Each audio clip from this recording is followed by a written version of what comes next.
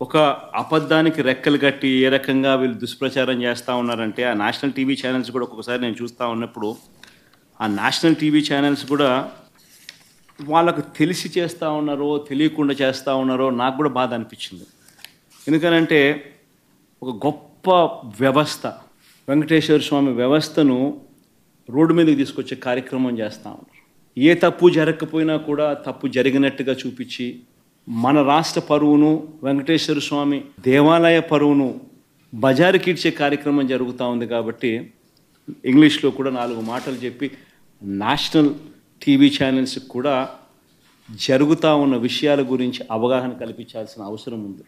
నిజంగా ఇది ప్రైమ్ మినిస్టర్కు లేఖ రాస్తాను, దీని తర్వాత సుప్రీంకోర్టు చీఫ్ జస్టిస్ గారికి కూడా లేఖ రాస్తాను. దీని తర్వాత చంద్రబాబు నాయుడు గారు అనే వ్యక్తి తన రాజకీయ యావ కోసం దురుద్దేశంతో తిరుమల తిరుపతి వెంకటేశ్వర స్వామి ఆలయాన్ని భ్రష్టు పట్టించే విధంగా తాను మలాయించేసే కార్యక్రమం చేయడం ధర్మమేనా?